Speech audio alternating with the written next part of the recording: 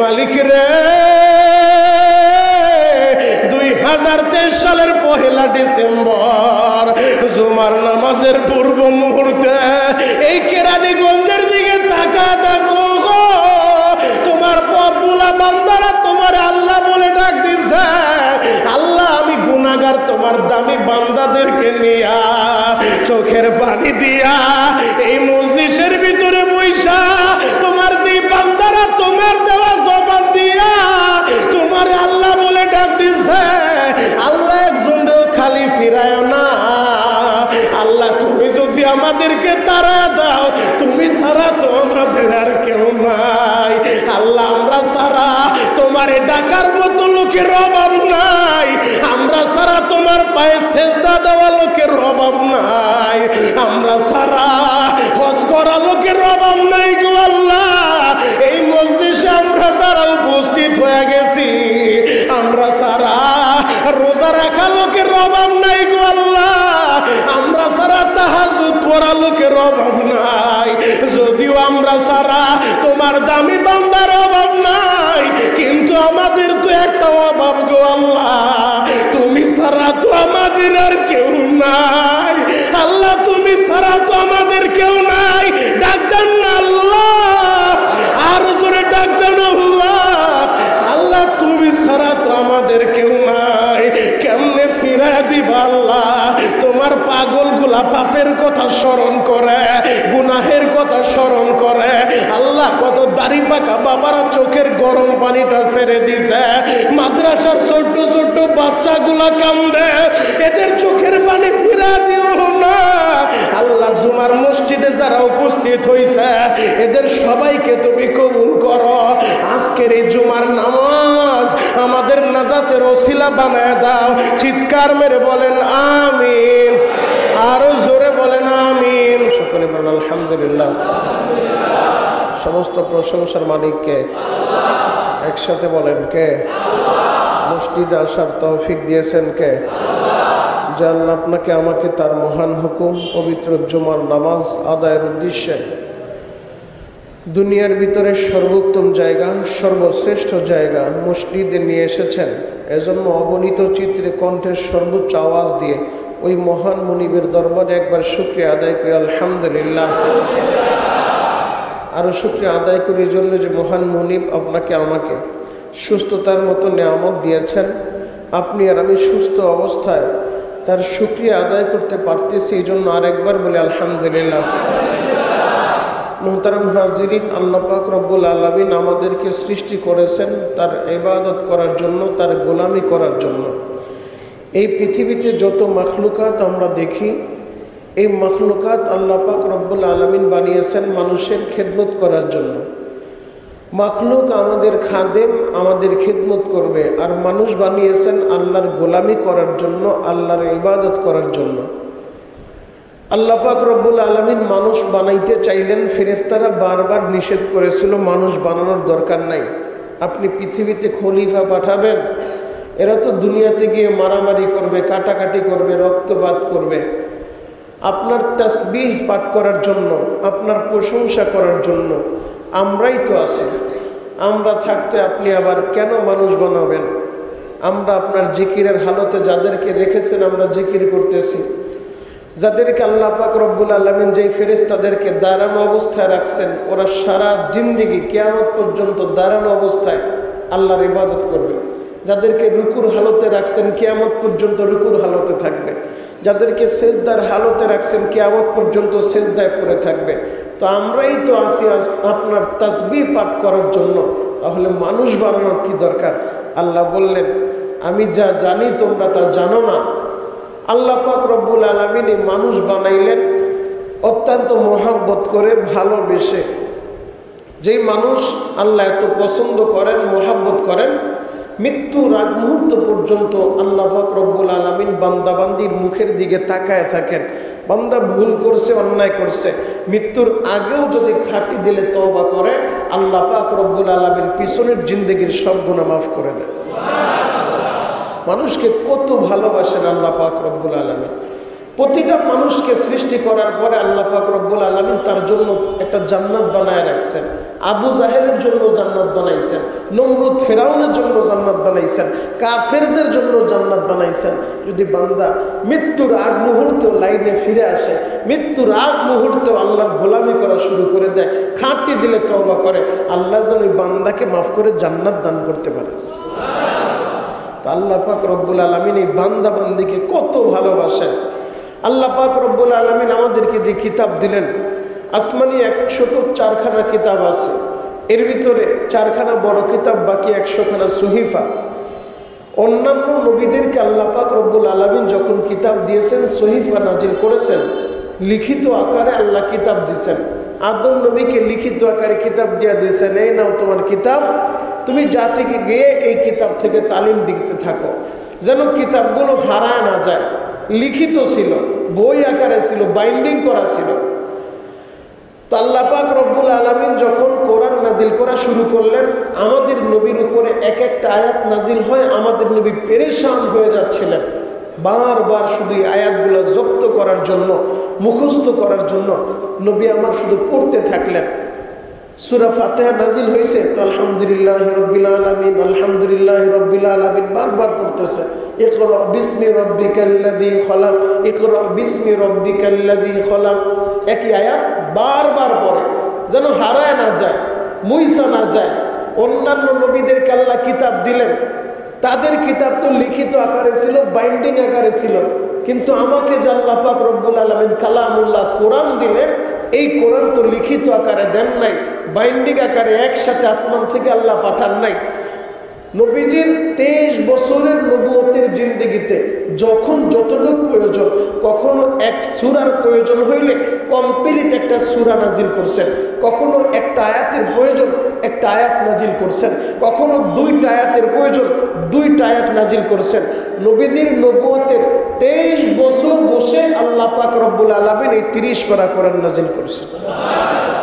তো প্রাথমিক অবস্থায় নবী আমার শুধু পেরেশান হয়ে যায় এই সূরাগুলো মুখস্থ করার জন্য, আয়াতগুলো মুখস্থ করার জন্য, আল্লাহ যেন ভুলে না যায়, হারায় না যায়। অন্যান্য নবীদেরকে কিতাব দিলেন, তাদেরটা হারায় নাই, তাদেরটা লিখিত আকারে ছিল, কিন্তু আমার লিখিত আকারে দেন নাই, যার কারণে নবী আমার পেরেশান।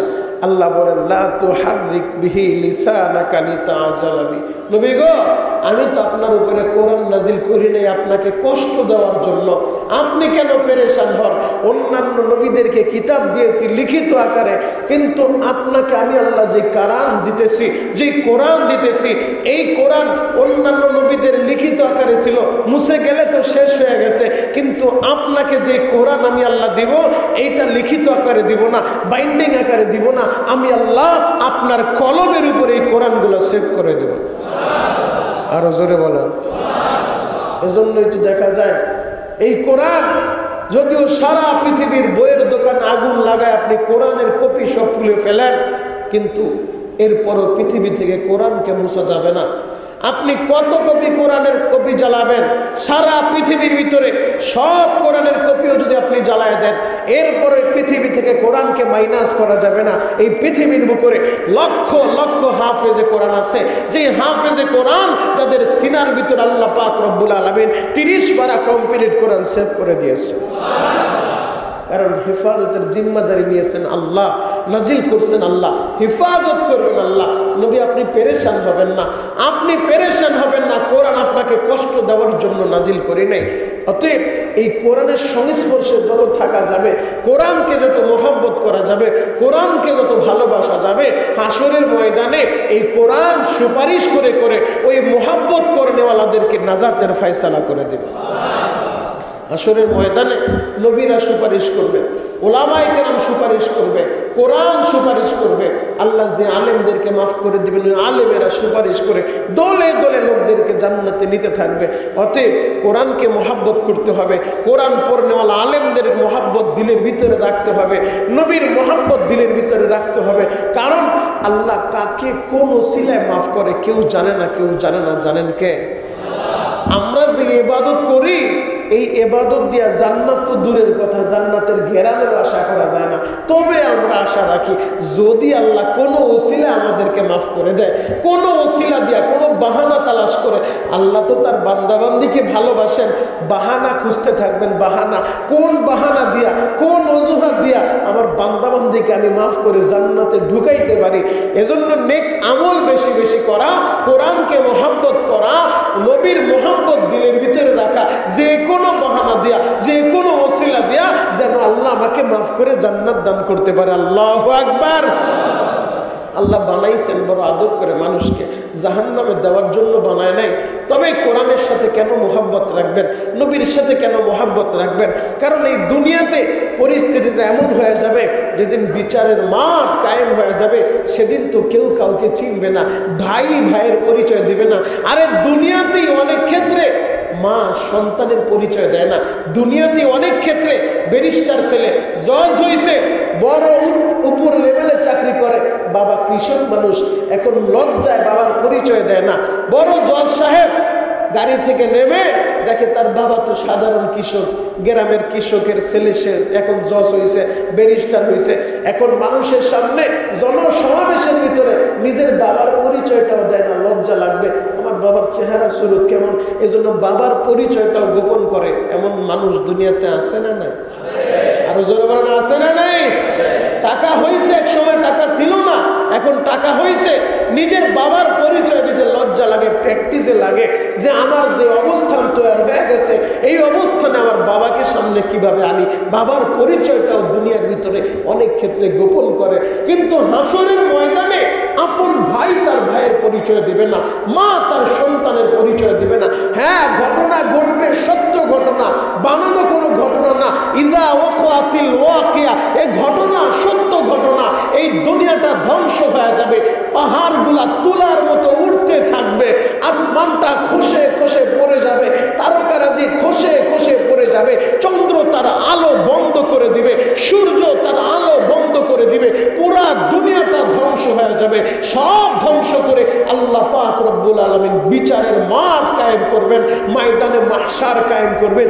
আল্লাহ সেদিন বিচারকের আসনে বসবেন, বিচার শুরু হয়ে যাবে। এই ঘটনা সত্য ঘটনা, মিথ্যা ঘটনা নয়। তবে হ্যাঁ, আল্লাহ কাকে কোন উসিলা মাফ করে বলা যায় না। এজন্য নেকের কাজ বেশি বেশি করা, সম্পর্ক নবীর সাথে রাখা। আমরা তো নবী পাই নেই, নবীর যোগ্য উত্তরসূরি ওরাসাতুল আম্বিয়া আলেমদেরকে পাইছি, আলেমদের মোহাব্বত দিলের ভিতরে রাখা। আমরা নবী পাই নাই তো নবীর রেখে যাওয়া কোরআন পাইছি, এই কোরআনের মোহাব্বত দিলের ভিতরে রাখা। নবী পাই নাই তো নবীর রেখে যাওয়া সুন্নাহ পাইছি, হাদিস পাইছি, হাদিসের মোহাব্বত দিলের ভিতরে রাখা। যদি কোরআন সুন্নাহর মোহাব্বত দিলের ভিতরে থাকে, আলেমের মোহাব্বত দিলের ভিতরে থাকে, মদিনাওয়ালার আদর্শ আমার ঘরের ভিতরে থাকে, আমার বডির ভিতরে থাকে, ওই ওসিলায় আল্লাহ আমাদেরকে নাজাত দিতে পারে। কথা বলেন ঠিক কিনা? কারণ দুনিয়াতে যে মা ছেলের পরিচয় দেয় না, জ্বলন্ত একটা প্রমাণ আপনাদের সামনে তুলে ধরবো, তাহলে আপনাদের বুঝতে সহজ হবে। আমিরুল মুমিনিন হযরতের ওমরের জামানায় একজন মহিলা মদিনার ভিতরে আসছে। মহিলা ছোট্ট একটা বাচ্চার সাথে দুইজনের ঝগড়া। মহিলাটা বলে, এই বাচ্চাটা আমার না, আমার দুনিয়াতে বিবাহই হয় নাই। ও মদিনার লোকেরা, তোমরা এই বাচ্চাটাকে একটু ধরো, আমার কাছ থেকে নিয়ে যাও। এই বাচ্চাটা দেখো না, আমাকে মা বলে ডাকতেছে, এই বাচ্চাটা আমার না, আমার না। আর বাচ্চার বক্তব্য হলো, ও মদিনার মানুষেরা, তোমরাই বলো, যদি আমি আমার মা থেকে আলাদা হয়ে যাই, কে আমাকে খাবার খাওয়াবে, কে আমাকে ঘুম পড়ায় দিবে? ও মদিনার মানুষেরা, আমার মা থেকে আমাকে আলাদা করিও না, আমাকে আমার মায়ের সাথে দিয়ে দাও।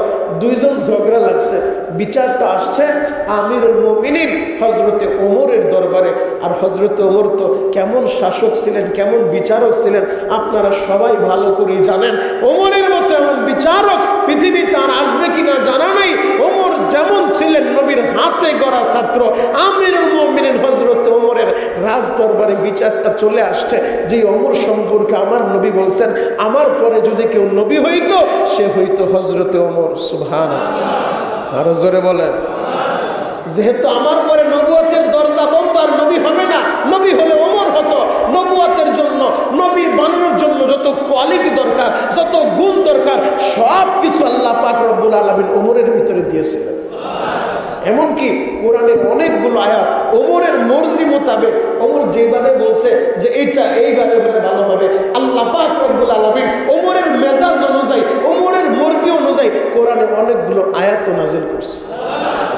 ওমরের কাছে বিচার গেছে। এখন বিচারপতি হলেন প্রধান বিচারপতি নবীর জামাতা হযরতে আলী রাদিয়াল্লাহু তাআলা আনহু।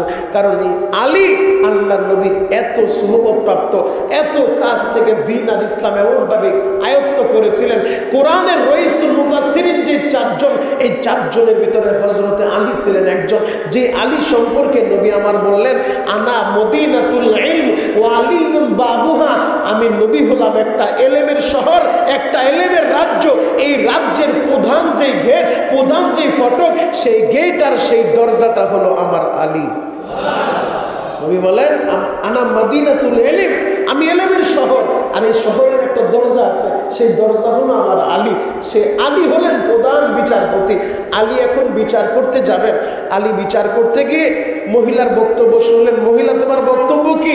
মহিলা বলে, আলী দেখেন না, এই বাচ্চাটা আমার পিছু নিয়েছে, এই বাচ্চাটা আমাকে মা মা বলতেছে, আমার কাছে কিছু স্বর্ণ মুদ্রা আছে, মনে হয় বাচ্চাটা দেখে ফেলেছে, আমার এই স্বর্ণ মুদ্রা নেওয়ার জন্য, চুরি করার জন্য বাচ্চাটা আমার পিছু নিয়েছে। ও আলী, এই বাচ্চাটাকে আপনি আমার কাছ থেকে একটু আলাদা করে দেন।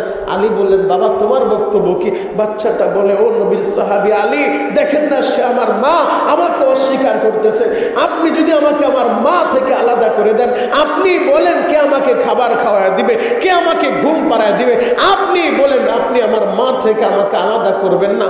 হযরত আলী দোনোজনের বক্তব্য শুনলেন, বাদী বিবাদী দোনোজনের বক্তব্য শোনার পরে হযরত আলী বললেন, বাবা রে, যেহেতু সে বলতেছে তার বিবাহই হয় নাই, দুনিয়াতে তার বিবাহই হয় নাই, সন্তান আসবে কোত্থেকে?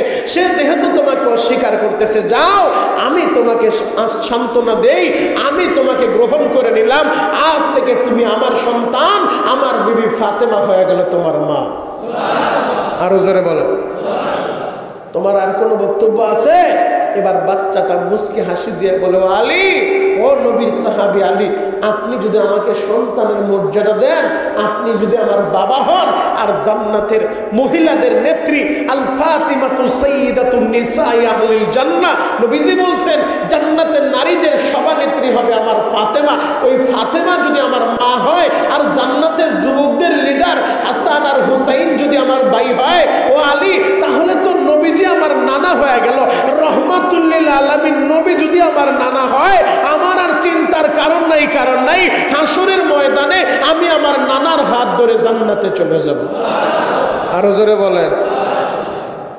বাচ্চার এই কথা শুনে আলী অবাক হয়ে গেলেন। বাবা, তুমি এত সুন্দর কথা বললা, কারণ জামানাটা তো হযরত ওমরের জামানা। কারণ আল্লাহ নবী বলেন, আমার পরে যত জামানা কাছাকাছি হবে, কাছাকাছি জামানার লোকগুলা তত ভালো হবে। খৈরুল কুরুনি করনি, যত কাছাকাছি হবে জামানার লোকগুলা তত ভালো হবে।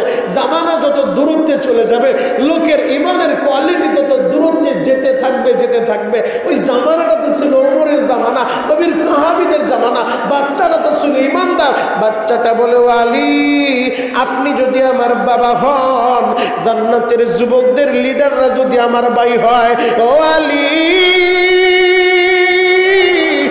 আপনি বলছেন আপনার ঘরে খাবার রান্না হইলে আমি খাবার খাবো, হাসান হুসাইন যেই জায়গায় থাকে আমি সেই জায়গায় থাকবো, আমার চিন্তার কারণ নাই। কারণ পৃথিবীর ভিতরে শ্রেষ্ঠ ভাই আমি পেয়ে গেলাম, পৃথিবীর ভিতরে শ্রেষ্ঠ মা আমি পেয়ে গেলাম, পৃথিবীর বুকে শ্রেষ্ঠ নানা আমি পেয়ে গেলাম। ও নবীর সাহাবী আলী, এই মা যদি আমার অস্বীকার করে, এই মায়ের আমার দরকার নাই, বিনিময়ে তো আমি উত্তম মা পেয়ে গেছি। ও যুবক ভাইরা রে, আমরা তো আর আলী পাবো না, আমাদেরকে তো আর মাথায় হাত দিয়া কেউ বলবে না তুমি আমার ছেলে। আমরা তো আর ওমর পাবো না, আমাদেরকে ওমর মাথায় হাত দিয়া বলবে না তুমি আমার ভাই। আমরা তো আর আবু বকর পাবো না, যেই আবু বকর আমাদের মাথায় হাত দিয়া বলবে তুমি আমার বংশের লোক, তুমি আমার মোহাব্বতের লোক। আমরা তো নবী পাই নাই, নবীর সাহাবীদেরকেও পাই নাই। আমরা ওয়ারাসাতুল আম্বিয়া, ওলামায়ে কেরামকে পাইছি, হক্কানি আলেমদের মোহাব্বত দিলের ভিতরে রাখছি। রাখতে হবে। যুবক ভাইরা, দাড়ি পাকা বাবাজিরা, ওই বালকটা কত দামি বালক, যাকে হযরতে আলী বলে তুই আমার ঘরের লোক। ওই মানুষটা কত দামি, যাকে ওমর বলে তুই আমার ঘরের সদস্য। ওই মানুষটা কত দামি গো বাবা, যাকে হযরতে আবু বকর বলে তুই আমার পরিবারের দলভুক্ত।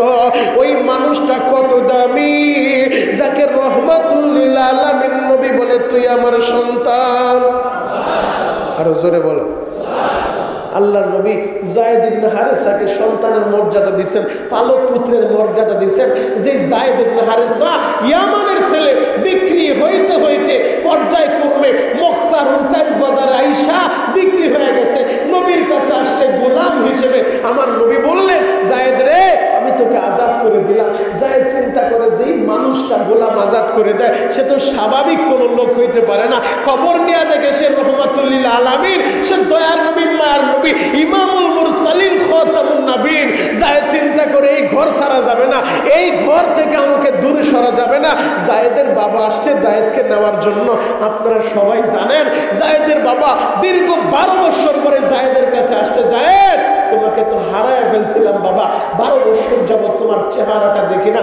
বাপ হারা সন্তান, ওই বাবা বুঝে যে বাবার দিলে কত কষ্ট, মা তো পাগলের মতো হয়ে গেছে যায়েদকে হারায়া।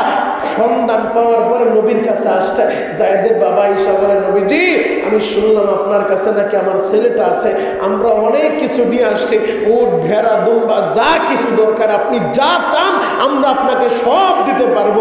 বিনিময়ে আমাদের যায়েদকে একটু আমাদেরকে ফিরে দেন, যায়েদকে আপনি আজাদ করে দেন। নবীজি বললেন, যায়েদকে তো আগেই আজাদ করে দিছি, ও তো যায় নাই। যায়েদকে ডাকলেন, যায়েদ, এই যে তোমাকে নিতে আসছে তাদেরকে তুমি চিনো? যায়েদ বাবার চেহারার দিকে তাকায় দেখে আমার বাবা, জন্মদাতা পিতা আর আমার চাচা 2 জন আসছে। নবী গো, আমি তাদেরকে চিনতে পারছি, একজন আমার জন্মদাতা পিতা আর একজন আমার চাচা। নবী বললেন, যেহেতু তারাও দাবি করছে তাদের সন্তান তুমি, আর তুমিও পরিচয় দিছো সে তোমার বাবা, যাও যায়েদ, আমি তোমাকে আজাদ করে দিলাম, আমাকে বিনিময়ে কিছুই দিতে হবে না, আমি তোমাকে মুক্ত করে দিলাম। যায়েদ রে, দীর্ঘদিন আমার বাড়িতে তুমি ছিলে, আমার সাথে তুমি ছিলে। ও যায়েদ, আমি তোমাকে মুক্ত করে দিলাম, তুমি তোমার বাবার সাথে চলে যাও। ও যায়েদ, আরেকটা কথা শোনো, যদি তুমি চাও আমার কাছে থাকবা, সেই অপশনটাও তোমার আছে। চাইলে আমার কাছেও থাকতে পারবা, চাইলে বাবার কাছেও চলে যেতে পারবা, আমাকে কিছুই দিতে হবে না। যায়েদ মাথাটা নিচের দিকে দিয়ে চিন্তা করতে লাগলো, কারণ জন্মদাতা পিতা, সে আমাকে জন্ম দিয়েছে ঠিক, তবে আমি এখন যেই ঘরের ভিতরে থাকি, এই ঘরের ভিতরে জিবরাইল আমিন ওহী নিয়ে নাজিল হয়। আমি যে ঘরের ভিতরে থাকি তিনি রহমাতুল লিল আলামিন, যার জন্য গোটা জগৎ আল্লাহ সাজাইছেন। এই ঘরের মতো উত্তম ঘর তো আমি কোথাও পাবো না। আমি যার সুহবতে আসছি তার মতো উত্তম মানুষ তো পৃথিবীতে আর আমি পাবো না। যায়েদ বাবার চেহারার দিকে তাকায় বলে, আব্বা জান, আপনি আমার জন্মদাতা পিতা হইতে পারেন, বাবা বেয়াদবি নেবেন না। আমি আমার নবীর কাছে আইসা যেই ভালোবাসা পাইছি, আমার নবীর মোহাব্বত আমার দিলের ভিতরে এমন ভাবে ঢুকছে, বাবা গো, আমার নবীর ছাড়া আমি বাঁচবো না। আপনি চলে যান বাবা, আপনার সাথে আমি যাব না, আমি আমার নবীর সাথে থেকে যাব। বাবা অবাক হয়ে গেছে, ছেলে 12 বছর পরে বাপ ছেলেকে খুঁজে পাইছে, কিন্তু ছেলে বাবার সাথে আসবে না, নবীর সাথে থাকবে। বাবা, আপনি কষ্ট নিয়েন না বাবা, কারণ নবীকে ছাড়া আমি বাঁচবো না, তার মহব্বত আমার দিলের ভিতরে এত বেশি, তাকে ছাড়া আমি বাঁচবো না। বাবা গো, আপনি বেয়াদবি নিয়েন না, আপনি চলে যান। প্রতিটা বাবাই চায় তার সন্তান ভালো থাকুক, দেশে থাকুক আর বিদেশে থাকুক, ছেলে যেন আমার ভালো থাকে, ছেলে যেন আমার সুখে থাকে, আমার চোখের সামনে থাকুক আর আড়ালে থাকুক। বাবা যদি জানে ছেলেটা ভালো আছে, বাবার দিলটা শান্ত হয়ে যায়। বাবা রে, যেহেতু আমরা সরজমিনে চোখে দেখে গেলাম তুমি ভালো আছো, যাও বাবা, তোমাকে আমাদের সাথে যেতে হবে না, তবে মাঝে মধ্যে তোমার মাকে নিয়ে আমি মক্কায় আসবো তোমাকে দেখে যাওয়ার জন্য। বাবা, তুমি আমাদের জন্য দোয়া করবা। আল্লাহ নবী যখন দেখলেন যায়েদ তার জন্মদাতা বাবার সাথেও যায় নাই, যায়েদ তার জন্মদাতা বাবাকে ফিরিয়ে দিছে, আমি আমার নবীকে ছাড়া যাবো না, আমি আমার নবীকে ছাড়া বাঁচবো না। আল্লাহ নবী বসা থেকে দাঁড়ায় গেলেন, বসা থেকে দাঁড়িয়ে নবী আমার যায়েদের হাতটা ধরে খানায়ে কাবা বাইতুল্লাহর চত্বরে চলে গেলেন। খানায়ে কাবা বাইতুল্লাহর চত্বরে যায় মা তাওয়াফ যারা করতেছে, তাওয়াফ যারা করতেছে, আল্লাহ নবী একটা চিৎকার মেরে বললেন, ও মক্কার মানুষেরা, ও মক্কার লোকেরা, তোমরা শুনো শুনো, তোমরা তো জানো যায়েদ নামে আমার একজন গোলাম আছে, যায়েদ নামে আমার একটা গোলাম আছে, সেই পরিচয়টা তোমরা সবাই ভালো করে জানো। তবে যায়েদ আজ থেকে কোনো পরগাছার মতো আমার কাছে থাকবে না। আমি মুহাম্মদ তোমাদেরকে জানাই দিলাম, আমি আমার যায়েদকে আজাদ করে দিলাম। শুধু আজাদই করলাম না, আমার যায়েদ আমার কাছে থাকবে, পরগাছার মতো না। আমি মুহাম্মদ আমার যায়েদকে পালক পুত্রের মর্যাদা দিয়ে দিলাম। আজ থেকে আমার যায়েদকে আমার পালক পুত্র বলে ডাক দিবা, গোলাম বলে কেউ ডাক দিবা না। নবী আমার যায়েদকে বুকের সাথে জড়ায় নিলেন। বাবাজি, তার মানে বোঝা যায় যায়েদ কত দামি হয়ে গেল। নবী তার বুকে জড়ায় নিল, পালক পুত্র। আপনাকে তো নবী পালক পুত্রের মর্যাদা দিবে না, কারণ আমরা তো নবী পাই নাই, আমরা তো নবীর জামানায় আসি নাই, আমরা তো ওমর পাই নাই, আবু বকর পাই নাই, ওসমান পাই নাই, আমরা আলী পাই নাই, নবীর সাহাবীদেরকে পাই নাই। আল্লাহর নবী বলেন, ইন্নাল উলামা ওয়ারাসাতুল আম্বিয়া, উলামায়ে কেরাম নবীর ওয়ারিস, নায়েবে নবী। অতএব আলেমদের মুহাব্বত দিলের ভিতরে রাখতে হবে, কোরআনের মুহাব্বত দিলের ভিতরে রাখতে হবে। যদি কোরআনের মুহাব্বত দিলের ভিতরে থাকে, ময়দানে মাহশারে কোনো ওসিলায় কোনো বাহানা তালাশ করে আল্লাহ আমাদেরকে নাজাত দিতে পারে। কথা বলেন ঠিক কি?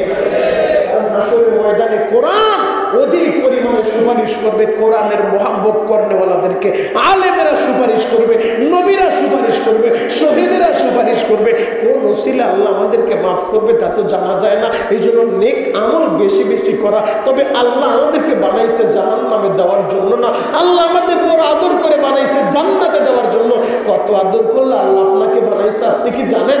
আল্লাহ আপনাকে আদর করে বানানোর উদ্দেশ্য আপনি মালিকের গোলামি করবেন, আপনি আল্লাহরে আল্লাহ বলে স্বীকার করবেন, আপনি শিরিক করবেন না, আপনি তাওহীদের পক্ষে থাকবেন, আপনি মালিকের কুদরতি কদমে সিজদা দিবেন। এজন্য আল্লাহ আপনাকে বানাইছে। আপনাকে কত আদর করে বানাইছে আপনি জানেন? আল্লাহ একটা দুইটা কসম করে নাই, চারটা কসম করে আল্লাহ বলে, আমি মানুষকে সুন্দর অবয়বে সৃষ্টি করেছি। ওয়াত্তিনি ওয়াজ-যাইতুন ওয়া তুরি সিনিন ওয়া হাযাল বালাদিল আমিন। আল্লাহ চারটা কসম করেন। এক নাম্বার তিন, আল্লাহ তিন ফলের কসম করলেন, যেই তিন ফল শরীরের জন্য এত উপকারী গো বাবা। যুবক ভাইরা, হাজী সাহেব, বাবাজিরা, যেই তিন ফল মানব দেহের জন্য এতটাই উপকারী, যদি নিয়মিত কেউ তিন ফল গ্রহণ করে, তিন ফল খায়, আমার আল্লাহ তার শরীর সব সময় ঠিক রাখবে, মৃত্যু পর্যন্ত তার স্বাস্থ্য ঠিক থাকবে। যুবক ভাইরা রে, আমার আল্লাহ এক নাম্বার তিনের কসম করলেন, দুই নাম্বার জৈতুনের কসম করলেন, তিন নাম্বার আমার আল্লাহ সিনাই পর্বতের কসম করলেন, তুর পাহাড়ের কসম। যেই তুর পাহাড় এত দামি পাহাড়, যেই পাহাড়ের উপরে আমার আল্লাহ নূরের ঝলক কইরা পুরা পাহাড়টা আগুন লেগেছিল। যেই তুর পাহাড়ের ভিতরে মুসা নবী দাঁড়ায়া আল্লাহর সাথে কথা বলতো গো বাবা। ও যুবক ভাইরা,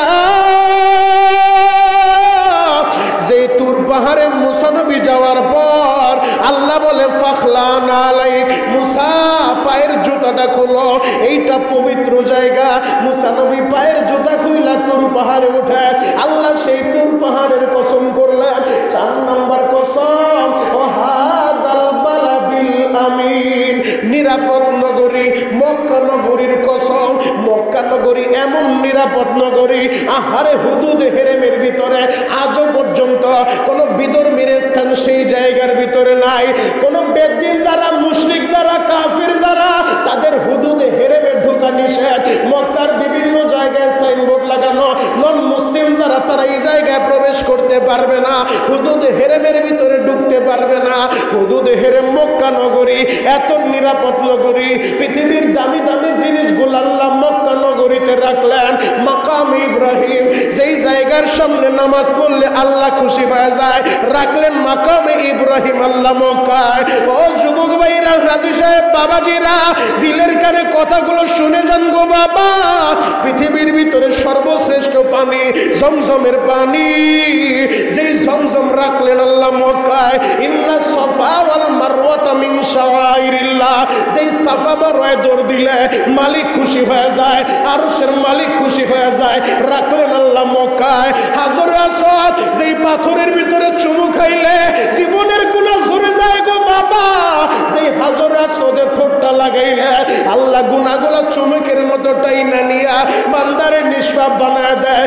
রাখলেন আল্লাহ মক্কায়, যেই খানায়ে কাবা বাইতুল্লাহ, যেই ঘরের দিকে তাকাইলেও সওয়াব হয়, যেই ঘরের চতুর্দিকে ঘুরলেও সওয়াব হয়, যেই ঘরের সামনে দাঁড়ায় থাকলেও সওয়াব হয়। যুবক ভাইরা রে, ওই খানায়ে কাবা রাখলেন আল্লাহ মক্কায়, আরাফা রাখলেন আল্লাহ মক্কায়। যেই আরাফায় হাজিরা যখন উপস্থিত হয়ে যায়, হাজিরা যখন আরাফার ময়দানে দাঁড়াইয়া দোয়া করে, খোলা আসমানের নিচে হাজিদের পিছনে সব জিন্দেগির গুনাহ আল্লাহ জড়ায় দেয়।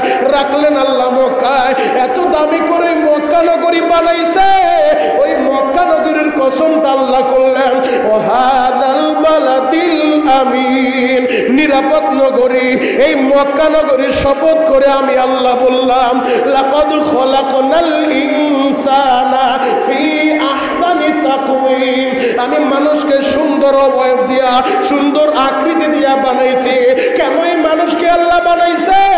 পবিত্র কোরআনের 27 নম্বর পারা আমার আল্লাহ সেটাও জানায় দেয়, ওমা খলাকতুল জিন্না ওয়াল ইনসা ইল্লা লিয়াবুদুন, এই মানুষগুলো আমার গোলামি করবে। এই মানুষেরা দুনিয়াতে আইসা, আরে যেই মানুষেরা আল্লাহ তো সুন্দর করে বানাইলো, একটাবার শুধু ঠান্ডা মাথায় চিন্তা করেন, মাথাটা নিচের দিকে দিয়া একটাবার আপনি চিন্তা করে দেখেন, আল্লাহ আপনারে কত ভালোবাসে, আমারে কত ভালোবাসে। এত ভালোবাসার কারণটা কি? এত দামি করে কেন বানাইছে? তার গোলামি করার জন্য। যেই বান্দা তারে আল্লাহ বলে ডাক দিবে, আল্লাহর কলিজাটা মোমের মতো গলে যাবে গো বাবা। ওই বান্দা বান্দির জন্য জান্নাত আল্লাহ বানায় রাখছে। আমার আল্লাহ যা কিছু বানাইতে চায়, ইন্নামা আমরুহু ইযা আরাদা শাইআন আইয়াকুলা লাহু কুন ফায়াকুন।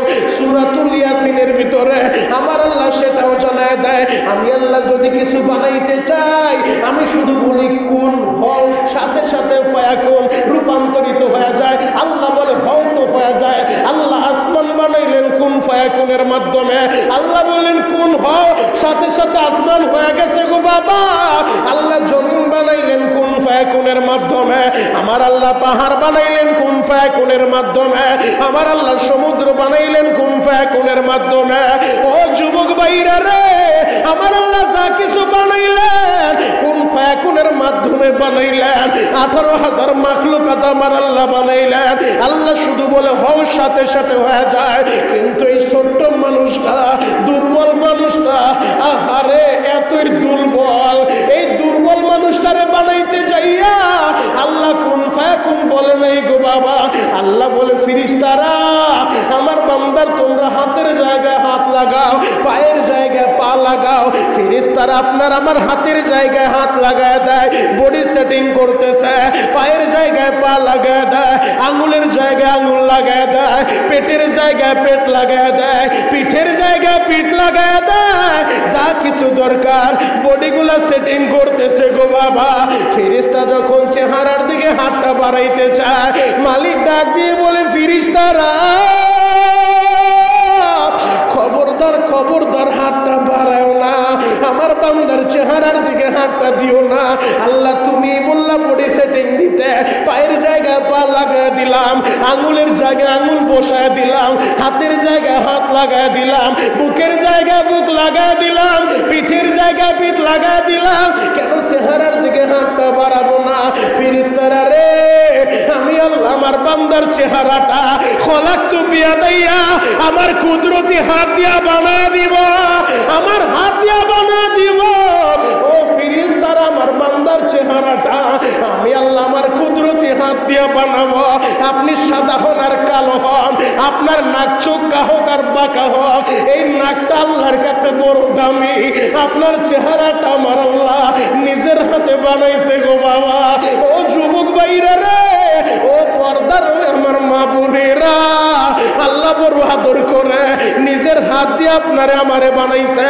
আপনার আমার চেহারার ভিতরে যেই জায়গায় চোখ দরকার আল্লাহ চোখ দিয়া দিছে, যেই জায়গায় নাক দরকার নাক দিয়া দিছে, যেই জায়গায় কপালটা রাখা দরকার কপাল দিয়া দিছে, যেই জায়গায় জায়গায় ঠোঁট দুইটা রাখা দরকার, একই জায়গায় আল্লাহ রেখে দিছে।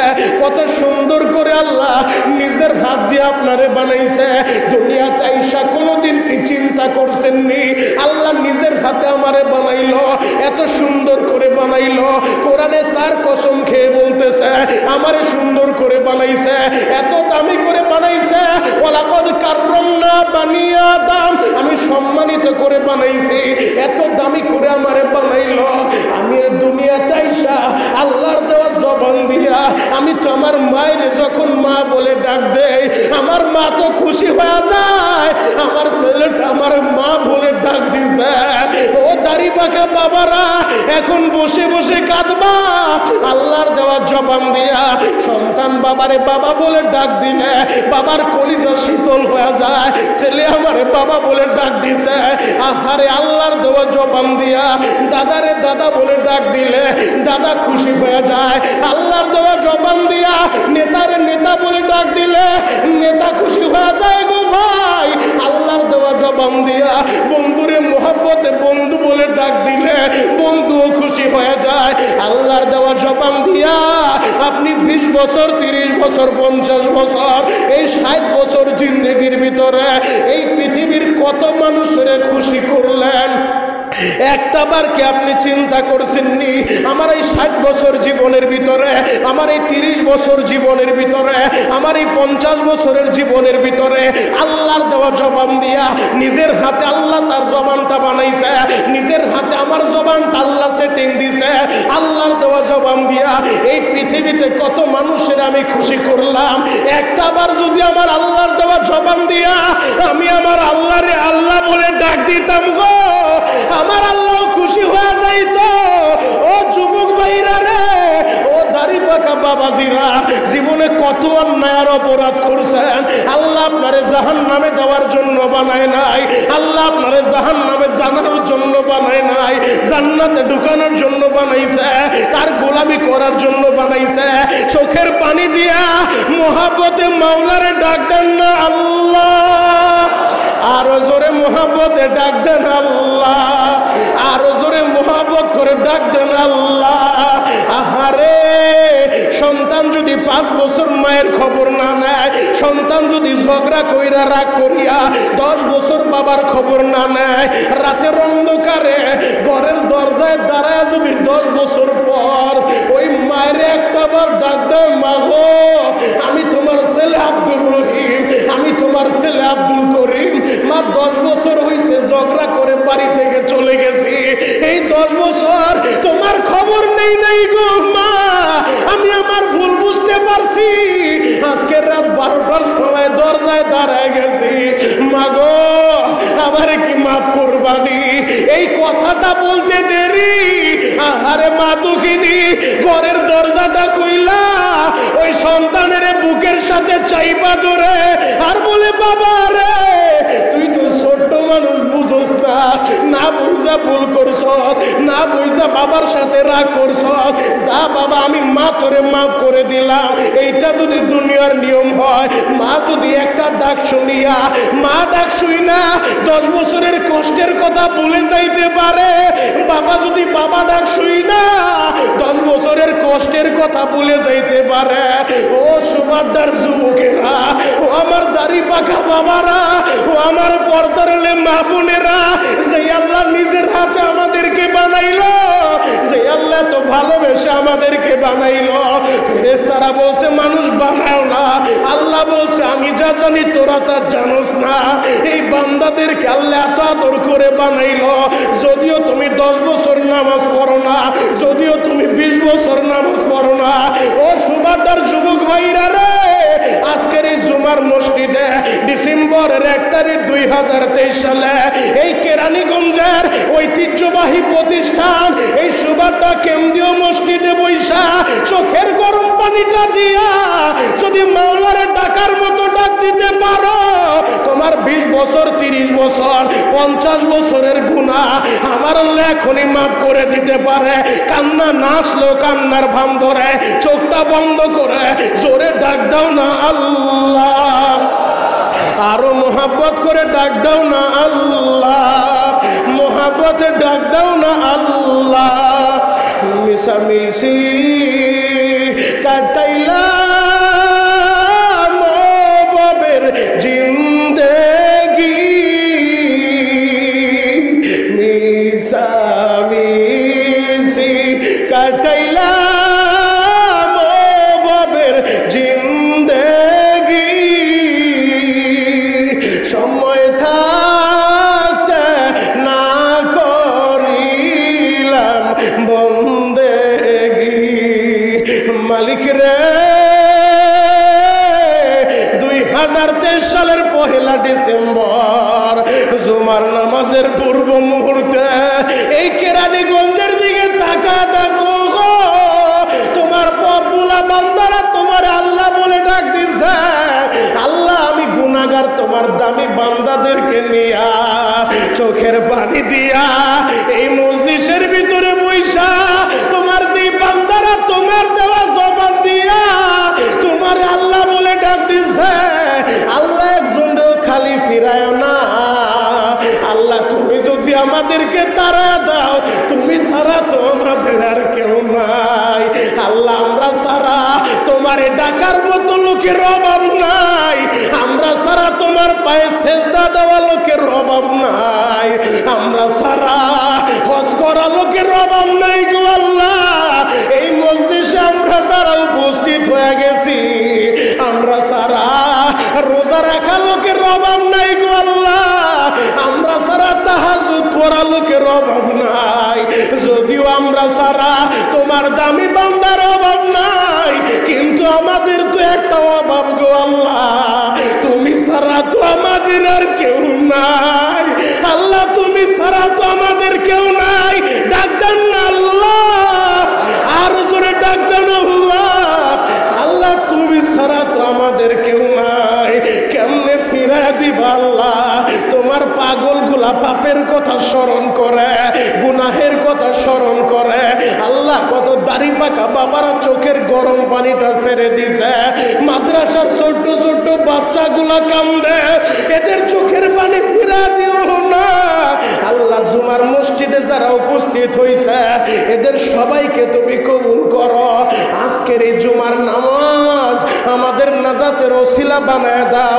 চিৎকার মেরে বলেন আমিন আরো জোরে বলেন আমিন আল্লাহ মাফ করতে পারে কি পারে না আরো জোরে বলেন পারে কি পারে না বিশ্বাস হয় বাবা আমাদের গুনাহ করতে সময় লাগছে কিন্তু তার মাফ করতে সময় লাগবে না চোখের গরম পানিটা দিয়ে যে ডাক দিচ্ছেন আল্লাহ চাইলে 50 বছরের গুনাহ এখনই মাফ করে দিতে পারে তবে ওয়াদা করে যান জীবনে যতদিন বাঁচবো আর নামাজটা ছেড়ে দিব না আল্লাহ আপনি সবাইকে কবুল করেন চিৎকার মেরে বলেন আমিন ময়দানে মাশাআল্লাহ ওসিলা তালাশ করব ওসিলা কোন ওসিলা দিয়ে বান্দারে মাফ করা যায় কোন ওসিলা দিয়ে বান্দারে মাফ করা যায় যুবক ভাইরা রে আমি চিরদিন আপনাদের মাঝে বেঁচে থাকবো না যে কোনো মুহূর্তে মারা যেতে পারি আপনিও যে কোনো মুহূর্তে মারা যেতে পারেন আমি আপনাদের কাছে অনুরোধ করে বলবো আমাদের এই মসজিদের দ্বিতীয় তলায় আহারে নামাজিরা নামাজ পড়বে শীতের সময় অনেক কষ্ট হবে আহারে ঠান্ডা বাতাসে যখন নামাজিদের কষ্ট হবে আল্লাহর এই ঘর মসজিদ এটা আমাদের নাজাতের একটা ওসিলা হইতে পারে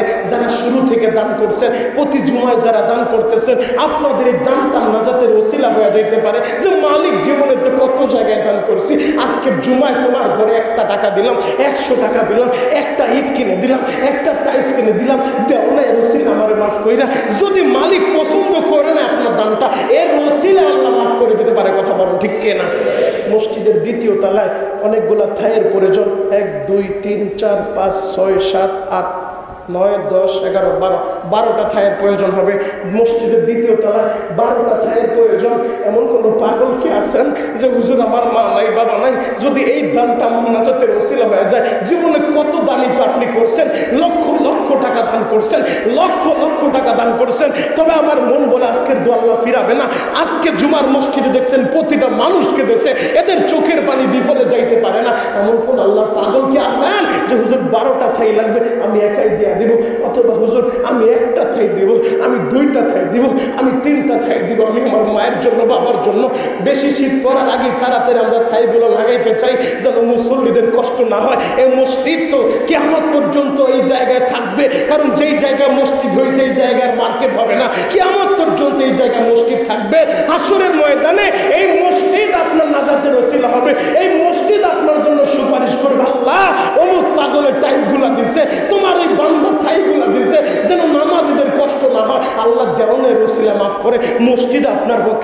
সুপারিশ করবে। আজকের এই জুমার মসজিদে 30 সেকেন্ড মাত্র সময় আমি কালেকশন করি না আমাদের মসজিদে, আপনারা সবাই জানেন। আমি শুধু বলে দিয়ে স্বেচ্ছায় দিয়ে যান। আজকে একজন বন্ধুকে আমি পাবো, একজন প্রথম 30 সেকেন্ড থেকে আসেন দাঁড়ায় বলতে পারবেন যে হুজুর যেই কটা থাই লাগে আমি দিয়ে দেবো, অথবা আমি একটা দেবো, আমি দুইটা দেবো, আমি তিনটা দেবো, যতটা আপনার সামর্থ্য হয়। 10-12 হাজার টাকা লাগতে পারে এক একটা থাইয়ের জন্য, এক এক জানালার সেটিং এর জন্য 10-12 হাজার টাকা লাগবে। কেউ আসেন প্রথম একটা থাই কে দিবেন বলুন তো? একটা করে কে কে আসেন? একটা করে কে কে আসেন? একটা করে কে কে আসেন দেখি তো? একটা করে থাই দিবেন, আস্তে আস্তে দিয়ে দিবেন। দরকার হলে 12টা থাইয়ের প্রয়োজন, বেশি লাগবে না, মাত্র 12টা থাই লাগবে। 12টা থাই লাগবে দ্বিতীয় তলায়। প্রথম পাইছি আমার মহব্বতের মানুষ, আমার অত্যন্ত বন্ধুবর জনাব মাসুদ সাহেব, তার ছেলেটা প্রবাসে গেছে। আল্লাহ ছেলেটারে ভালো রাখো, তার মনের আশা পুরা করে সকলে বলেন আমিন। মাসুদ ভাই দিবে একটা থাই। একজন চাইছি দ্বিতীয় নম্বর থাইটা কেউ দিবেন আসেন যে হুজুর আমি দ্বিতীয় থাইটা দিয়ে দেবো ইনশাআল্লাহ, আমি 2 নম্বর থাইটা আমি দিব। আল্লাহ যেন আমার মা বাবারে মাফ করে। হাতটা উঠান। নাম কি ভাই? হ্যাঁ, ফোরাদ হোসেন, মুরাদ হোসেন ভাই দিবেন 2 নম্বর থাই। সকলে বলেন মারহাবা। আল্লাহ মুরাদ ভাইয়ের মা বাবারে মাফ করেন, আল্লাহ আপনার পাগলরে মক্কা মদিনা দেখেন। সকলে বলেন আমিন। আমাদের কমিটির সহসভাপতি হাজী মনিরুজ্জামান শাহিন ফকরি দিবেন 2টা। সকলে বলেন মারহাবা। 4টা হয়ে গেছে, আর মাত্র 8টা লাগবে। তাড়াতাড়ি বলেন কেউ আছেন? একটা করে দিবেন, 2টা করে দিবেন, আপনার সামর্থ্য অনুযায়ী ইনশাআল্লাহ। কারো উপরে চাপানো হবে না। আপনি আপনার সামর্থ্য অনুযায়ী জীবনে অনেক দান করছেন। এই মসজিদে আপনাদের অনেক অবদান, লক্ষ লক্ষ টাকা আপনারা দিয়েছেন। করোনার ভিতরে যখন ব্যবসা বাণিজ্য বন্ধ, সারা পৃথিবী অচলের মতো অবস্থা, এরপরও আল্লাহর ঘর আপনারা করোনার ভিতরে কাজ করছেন। আপনার এই মসজিদে স্বতঃস্ফূর্তভাবে সহযোগিতা করছেন। আমি আপনাদের জন্য দোয়া করি। কোনোদিন আপনাদের কাছে এভাবে হাত পাতি নেই, তবে আজকে বললাম কেন জানেন? কারণ আমার মন সাক্ষী দিয়ে আজকের দোয়া আল্লাহ ফেরত দিবে না। দাড়ি পাকা বাবারা যারা হাত উঠাইলে আল্লাহ হাতটা ফিরাইতে লজ্জা পায়, এই দাড়ি পাকা মুরব্বীগুলা বসে বসে কারো সবাই জানেন মাদ্রাসা ছাত্রদের দোয়ার ইন্তজাম করেছেন, তার জন্য দোয়া চেয়েছেন। আল্লাহ পাক রব্বুল আলামিন তাদের ভগ্নিপতির কবরটা জান্নাতের বাগান বানিয়ে দিক। সকলে বলেন আমিন। এবং মুফতি পরিবারের যারা দুনিয়ায় নাই, আল্লাহ যেন তাদের কবরটা জান্নাতের বাগান বানিয়ে দেয়। সকলে বলেন আমিন। রিজওয়ানের শ্বশুর জনাব মোহাম্মদ রনি কাজী অসুস্থ, আপনাদের সকলের কাছে দোয়া চেয়েছেন। আল্লাহ পাক রব্বুল আলামিন রিজওয়ানের শ্বশুরকে পরিপূর্ণ সুস্থতার নিয়ামত দান করুক। সকলে বলেন আমিন। হাজী দ্বীন ইসলাম সাহেব ও হাজী নজরুল ইসলাম সাহেবের মায়ের জন্য দোয়া চেয়েছেন। আল্লাহ পাক রব্বুল আলামিন হাজী দ্বীন ইসলাম ও নজরুল ইসলাম সাহেবের মাকে সুস্থতার সাথে দীর্ঘ নেক হায়াত দান করুক। সকলে বলেন আমিন। আমাদের কমিটির সাবেক সহসভাপতি মরহুম জাহাঙ্গীর খান সাহেবের ছেলে আমাদের মসজিদের নামাজের পাটির উপরে যে কাপড় দরকার, এই কাপড়গুলো তিনি দিচ্ছেন, তার জন্য দোয়া চাইছেন। আল্লাহ পাক রব্বুল আলামিন সাবেক সহসভাপতি মরহুম জাহাঙ্গীর খান সাহেবের কবরটা জান্নাতের বাগান বানিয়ে দিক। সকলে বলেন আমিন। মরহুম হাজী আব্দুল মালেক সাহেবের জন্য দোয়া চেয়েছেন তার পরিবারের পক্ষ থেকে। আল্লাহ পাক রব্বুল আলামিন মরহুম হাজী আব্দুল মালেক সাহেবের কবরটা জান্নাতের বাগান বানিয়ে দিক। সকলে বলেন আমিন। জনাব মাসুদ সাহেব আপনাদের সকলের কাছে দোয়া চেয়েছেন তার ছেলের জন্য। আল্লাহ পাক রব্বুল আলামিন মাসুদ সাহেবের ছেলেকে প্রবাসের বাড়িতে ভালো রাখুক। সকলে বলেন আমিন। খেজুরবাগ থেকে আমার অত্যন্ত মহব্বতের রবিন ভাই, তিনিও প্রবাসে ছিলেন, দেশে চলে আসছেন, আজকে আমার এখানে নামাজ পড়তে আসছেন, দোয়া চেয়েছেন আপনাদের কাছে। আল্লাহ পাক রব্বুল আলামিন রবিন ভাইয়ের দিলের নেক মাকাসাত পুরা করুক। সকলে বলেন আমিন। আরও যে নিয়তে দোয়া চায় আমি সবার জন্য দোয়া করি, আল্লাহ সকলের দিলের নেক মাকাসাত পুরা করুক। যারা এই ঠাইগুলো এখন আমাদের অত্যন্ত দরকার, যেহেতু শীত আসতেছে, নামাজীদের কষ্ট হবে, অতএব আপনি মসজিদে ঠাই দিবেন যেন নামাজীদের কষ্ট না হয়। বিনিময়ে যেন আল্লাহ আপনার মা বাবার কবরে জান্নাতের ফয়সালা করে। চিৎকার মেরে বলেন আমিন। কারণ আমার কথা না, নবীজির হাদিসের ঘোষণা, মান বানা লিল্লাহি মাসজিদান বানাল্লাহু লাহু বাইতান ফিল জান্নাহ, যে দুনিয়াতে আল্লাহর ঘর মসজিদ বানায়, আল্লাহ তাদের জন্য জান্নাতে ঘর বানায়। সুবহানাল্লাহ। আগামী সপ্তাহে মিলে এখন আমাদের সবার তো এই সামর্থ্য নাই আমি একাই একটা মসজিদ করব। হ্যাঁ, যদি আপনি একটা ইটা দিয়েও সহযোগিতা করেন, এক বস্তা সিমেন্ট দিয়েও সহযোগিতা করেন, একটা থাই দিয়েও সহযোগিতা করেন, বিনিময়ে আল্লাহ পাক রব্বুল আলামিন আপনার জন্য জান্নাতে ঘর বানায় দেবে। যারা মা নাই বাবা নাই, ইনশাআল্লাহ আগামী জুমার আগে আর 8টা থাই ব্যবস্থা হয়ে যাবে। আল্লাহ তাদের জন্য আমার স্পেশাল দোয়া থাকবে। এবছর রমজানে যদি মক্কা মদিনা যাই, কাবাগর ধরে যারা থাই দিবে তাদের জন্য কাবার গিলাপ ধরে ইনশাআল্লাহ তাদের জন্য দোয়া করব। আল্লাহ যেন তাদেরকেও মক্কা মদিনা দেখায়। সকলে বলেন আমিন। আল্লাহুম্মা আমিন। রব্বানা যালামনা আনফুসানা ওয়া ইল্লাম তাগফির লানা ওয়া তারহামনা লানাকুনান্না মিনাল খাসিরিন। রব্বানা ইগফির লানা ওয়া লিওয়ালিদাইনা। رب রব্বির হামহুমা কামা রব্বায়ানি সগীরা। রব্বুল আলামিন কুদরতের নজর দিয়ে একটু তাকায় দেখেন আল্লাহ, পহেলা ডিসেম্বর পবিত্র জুমার নামাজের পূর্ব মুহূর্তে আমি গুনাহগার আপনার দামি বান্দাদেরকে নিয়ে হাত উঠাইলাম। আল্লাহ যাদেরকে নিয়ে হাত উঠাইলাম এদের ভিতরে অনেকের মা নাই, বাবা নাই, অনেকের মা বাবা ওই কবরে চলে গেছে গো আল্লাহ। মা হারা ছেলেগুলা, বাপ হারা ছেলেগুলা মায়ের কথা বাবার কথা স্মরণ কইরা চোখের পানিগুলো ছেড়ে দিয়েছে আল্লাহ। আপনার কি দয়া লাগে না মালিক? আপনার কি মায়া লাগে না? এই মা হারা বাপ হারা সন্তানদের চোখের পানির ওসিলায় মা বাবার কবরটা এখনই জান্নাতের বাগান বানায় দেন। রব্বির হামহুমা কামা রব্বায়ানি সগীরা। জবানটা খুলে সবাই বলেন না, রব্বির হামহুমা কামা রব্বায়ানি সগীরা। রব্বুল আলামিন 5 বছর 10 বছর হয়ে গেছে, মা কবরে চলে গেছে, সন্তান তো মায়ের কবরের খবর নিতে পারলো না। অথচ দুনিয়ার নিয়ম হলো আল্লাহ 1 মিনিটের ভিতরে সেই হাজার হাজার কিলোমিটার দূর আমেরিকা লন্ডনের খবর নেওয়া যায়, মুহূর্তের ভিতরে আটলান্টিক মহাসাগরের খবর নেওয়া যায়।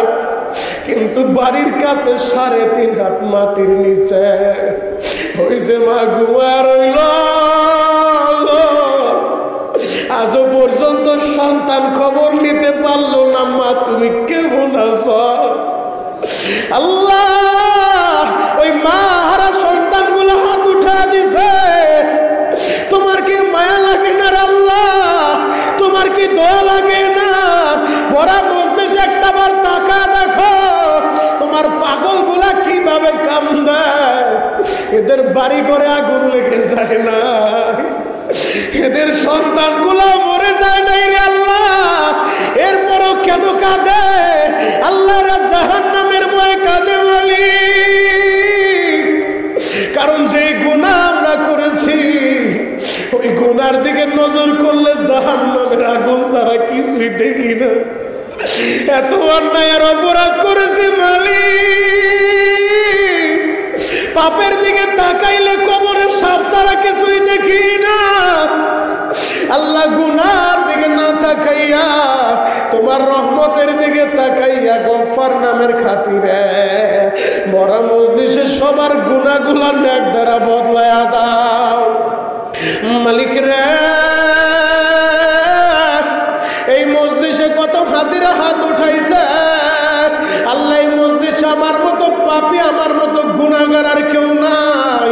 তাকায় দেখো দাড়ি পাকা বাবারা হাত উঠাইছে আল্লাহ, যে দাড়িওয়ালারা হাত উঠাইলে পাকা দাড়িওয়ালা যদি হাত উঠায় এদের হাতটা খালি ফিরাইতে তুমি বলে লজ্জা বোধ করো আল্লাহ। তাকায় দেখো দাড়ি পাকা মুরব্বীরা কিভাবে কান্দে মালিক। নাবালিগ মাসুম বাচ্চাগুলা যাদের গুনাহ নাই নাবালিগ তালিবুল ইলমেরা কাঁদে, হাফেজে কোরআনেরা, আশেপাশে অনেক মাদ্রাসার মুহতামিম শিক্ষকেরা হাত উঠায় কান্দে গো আল্লাহ। আমার কলিজার টুকরা যুবকেরা কান্দে বাসা বাড়িতে বৈশা, আমার অনেক মা বোনেরা হাত উঠায় কান্দে। একটা হাত যদি পছন্দ হয় ও মালিক, ওই হাতের উসিলায় সবাইরে আপনি মাফ করে দেন, ওই হাতের উসিলায় সবার মনের আশা আপনি পুরা করে দেন আল্লাহ। মসজিদের 2য় তলায় 12টা থাইয়ের প্রয়োজন, 4টা ব্যবস্থা হয়ে গেছে, আরো 8টা থাইয়ের প্রয়োজন আল্লাহ। হয়তো আপনি কবুল করে ফেলছেন, কারে কবুল করছেন আমি জানি না, তবে আমার মন বলে রেডি হয়ে গেছে গো আল্লাহ। যারে আপনি কবুল করবেন গো আল্লাহ, একটা একটা বার হলো ওই পাগলের মক্কা মদিনা দেখাইবেন, আল্লাহ তার মা বাবারে মাফ করে দিবেন। যদি একজনে ব্যবস্থা করে দেয় কবুল করে নেন, আর যদি 8 জনে ব্যবস্থা করে তাদেরকেও কবুল করে নেন। আল্লাহ দ্বিতীয় তলায় 12টা থাইয়ের দরকার, যারা দিবে এদের সন্তানগুলারে ভালো রাখেন, এদের মনের আশাটা আপনি পুরা দেন। আল্লাহ মসজিদের আরো অনেক কাজ বাকি, দ্বিতীয় তলায় নির্মাণের কাজ চলতেছে। আল্লাহ যারা দান করে প্রতি জুমায়, আপনার অনেক পাগলেরা আপনার ঘরে দান করে, আল্লাহ এদের দানগুলা কবুল করেন। খাস করে আমার ব্যবসায়ী ভাইদের ব্যবসায় বরকত দিয়া দেন। দেশের ভিতরে মারামারি কাটাকাটি হানাহানি দূর করে দেন। দেশের উপরে খাস রহমত নাজিল করেন আল্লাহ। সারা পৃথিবীর মাজলুম মুসলমানদের হেফাজত করেন আল্লাহ। অত্যাচারী জালেমদের হেদায়েত দিয়া দেন আল্লাহ। হেদায়েত না থাকলে কুদরতি ফায়সালা করে দেন আল্লাহ। রব্বুর হামহুমা কামা রব্বায়ানি সগীরা। আখিরি দরখাস্ত মালিক, যেই দিন এই দুনিয়া থেকে বিদায় নিব, ওই দিন ওই মুহূর্তে আমাদের জবানে জারি করে দিবেন লা ইলাহা